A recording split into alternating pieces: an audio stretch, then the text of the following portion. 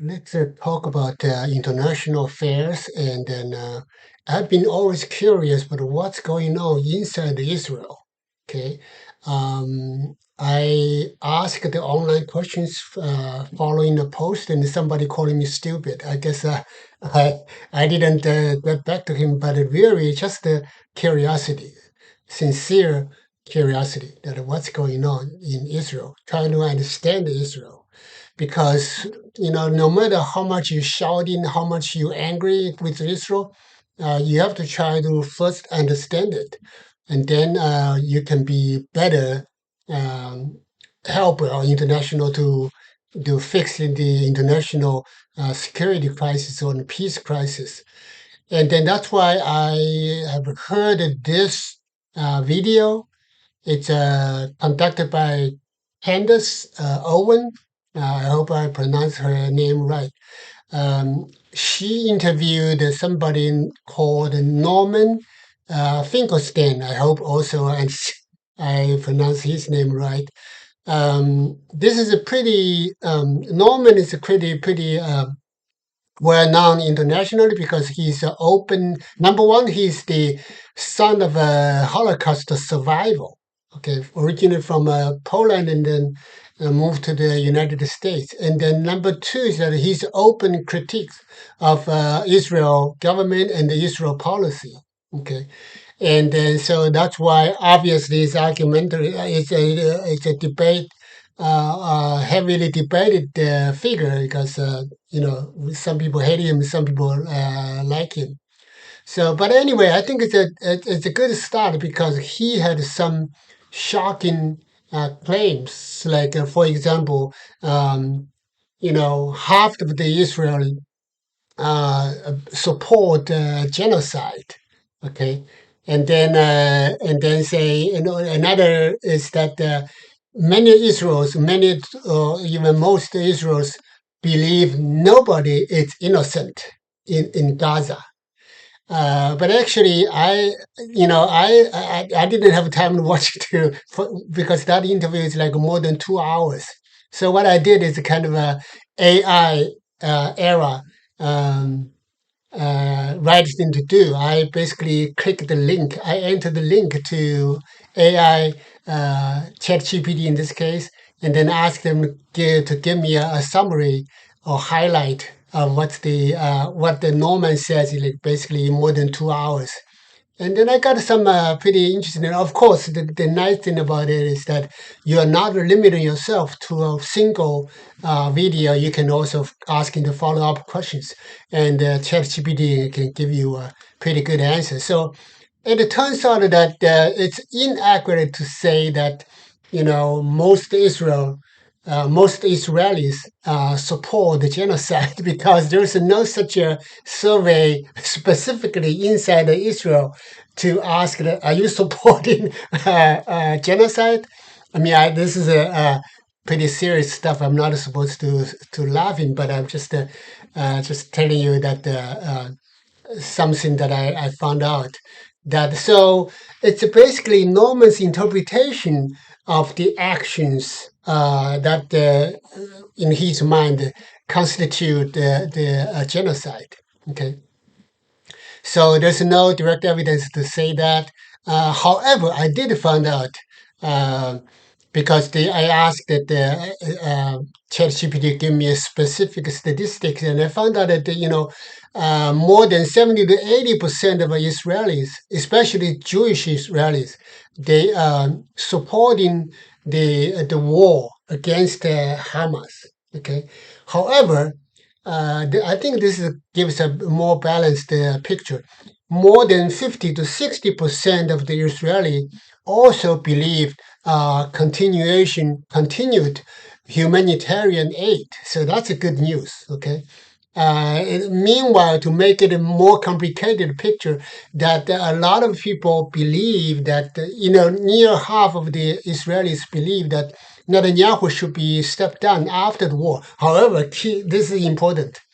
After the war, this may explain that the Netanyahu, the intention has a motive to keep the war going, because otherwise he'll face the stepping down, or maybe even charged, because there is a corruption charge pending on him.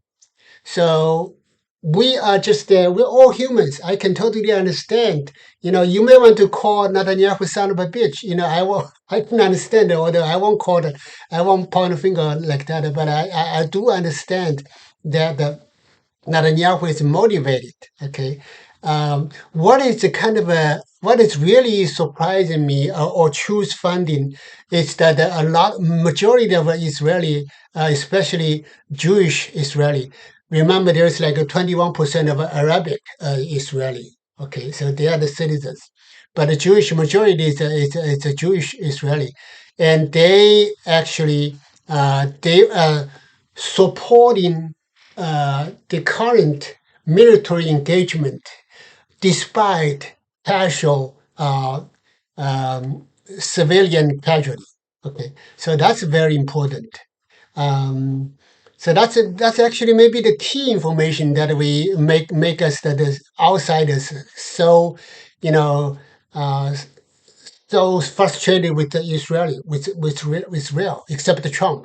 Trump is actually more popular than Netanyahu inside Israel. That's another thing that I found. More people like him than trust in Netanyahu. So Trump is, you know, I don't know. It's probably better off to be the president of the Israel, or a PM of Israel. But I'm just that's impossible. I don't think he want to leave the U.S. He's enjoyed too much of his power in the White House.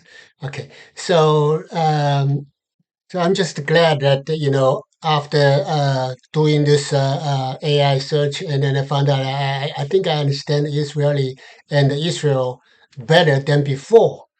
The question that I have, though, is that it seems the majority of Israelis don't understand that you do need some diplomacy. Okay, um, obviously, I think this time what Trump and Netanyahu did this time is basically essentially put the uh, Iranian regime into the corner. It cornered the Iranian extreme. Um, I it's almost it's easy for us to forget, but let's keep in mind that previously, when Israel and the U.S.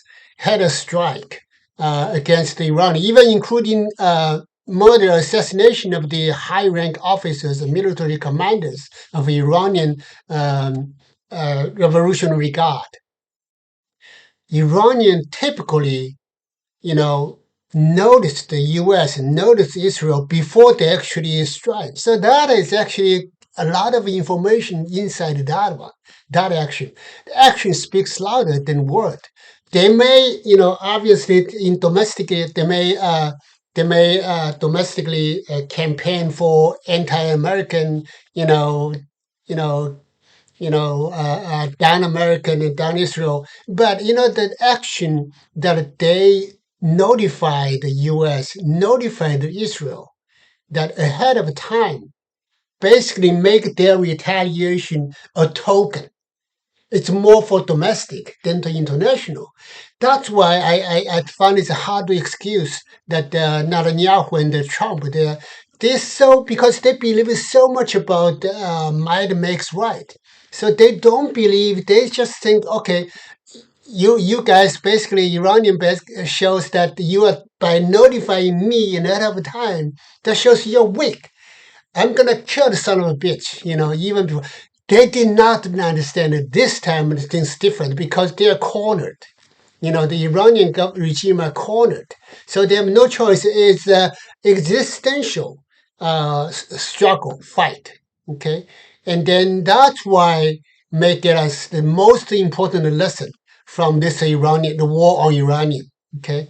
And plus, of course, this actually war, some people call them a blanket bombing of the Iran territory, including civilized civilian and infrastructures. That also actually pushed the people united It's the same thing when, people can hate this government, but when this national existential danger is there, people tend to unite it. And that's this why Netanyahu and Trump did a great favor for the Iranian regime. So let's stop here.